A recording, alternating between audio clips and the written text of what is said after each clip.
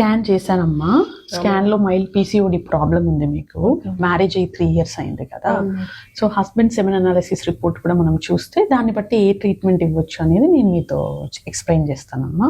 వచ్చారా husband semen test ఇవ్వడానికి? లేదు మేడం, ఇప్పుడు మా హస్బెండ్ ఫస్ట్ నా పీసీఓడి ప్రాబ్లమ్స్ అన్ని క్లియర్ అయిపోయి అప్పటికి కూడా ప్రెగ్నెన్సీ పాజిటివ్ రాకపోతే అప్పుడు ఒకసారి వస్తానని చెప్పారు మేడం. చాలా మంది కపుల్స్ ఈ మిస్టేక్ చేస్తుంటారమ్మా.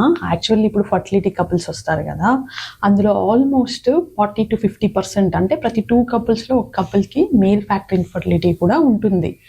అప్పుడు హస్బెండ్ కూడా ఎవాల్యుయేట్ చేస్తేనే కదా మనం తెలుస్తుంది. సీమెన్ అనాలిసిస్ అనేది చాలా సింపుల్ టెస్ట్.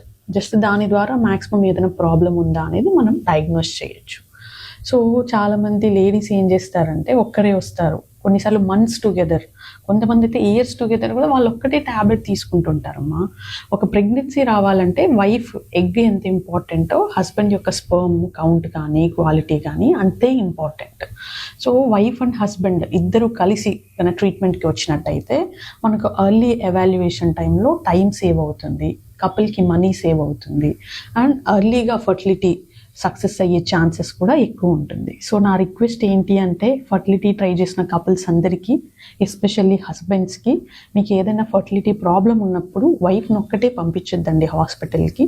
మీరు కూడా వైఫ్తో పాటు హాస్పిటల్కి వస్తే వైఫ్కి ఎమోషనల్గా సపోర్ట్ కూడా ఉంటుంది అండ్ మీకు మనీ సేవ్ అవుతుంది, ట్రీట్మెంట్లో అర్లీగా సక్సెస్ వచ్చే ఛాన్స్ కూడా ఉంటుంది.